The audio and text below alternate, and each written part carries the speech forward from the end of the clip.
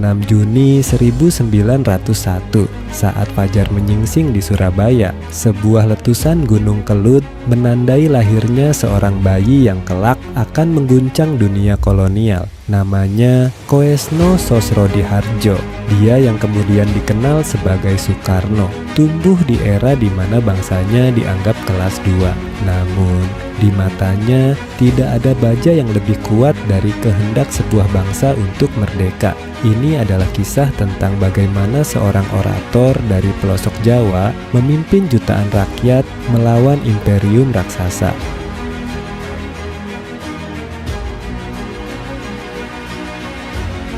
Masa mudanya dihabiskan di rumahnya H.O.S. Djokroaminoto di Peneleh, Surabaya, sebuah dapur revolusi tempat ia menyerap pemikiran Islam, sosialisme, dan nasionalisme. Soekarno muda adalah seorang intelektual yang lapar. Ia merumuskan Marhaenisme, sebuah ideologi perlawanan yang lahir dari dialognya dengan seorang petani miskin di Bandung. Baginya, kemerdekaan bukan sekadar transfer kekuasaan, melainkan pembebasan total dari penindasan struktural. Karismanya mulai memikat, tapi sekaligus mengundang paranoia penguasa kolonial.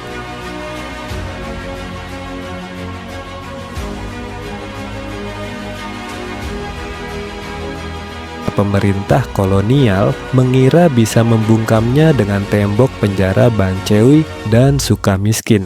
Mereka salah. Di depan pengadilan kolonial, Soekarno membacakan pembelaan legendaris. Indonesia menggugat. Sebuah dakwaan tajam terhadap imperialisme Belanda gagal mematahkannya. Belanda membuangnya ke Ende, lalu Bengkulu. Bertahun-tahun dalam isolasi, baja itu tidak berkarat. Ia justru semakin tajam, merenungkan Pancasila di bawah pohon sukun, merumuskan fondasi bagi negara yang bahkan belum lahir.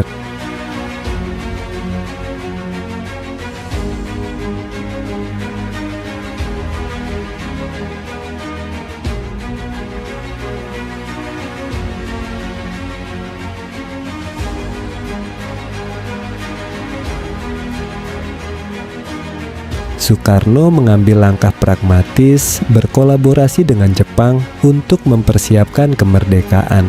Di tengah tekanan, ia merumuskan Pancasila pada 1 Juni 1945, 5 prinsip pemersatu keragaman. Dan akhirnya, pada pagi hari 17 Agustus 1945, di bawah bayang-bayang ketidakpastian, Soekarno membacakan teks proklamasi yang ringkas namun mengguncang imperium global. Sebuah bangsa baru telah lahir dari bayangan. Sebagai presiden pertama, tantangannya jauh lebih berat daripada merebut kemerdekaan.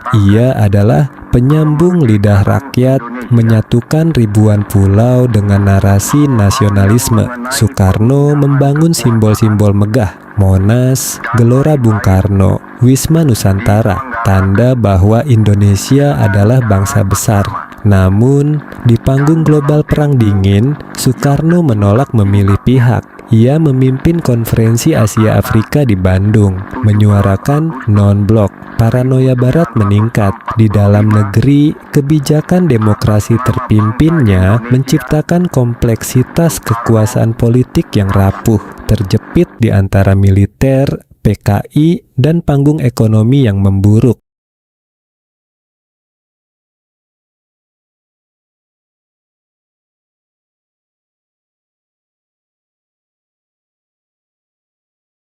Menandai berakhirnya era manusia baja Indonesia. Kekuasaannya perlahan dilucuti dan ia menghabiskan sisa hidupnya sebagai tahanan rumah di Wisma Yaso. Pada 21 Juni 1970, sang fajar terbenam. Soekarno pergi.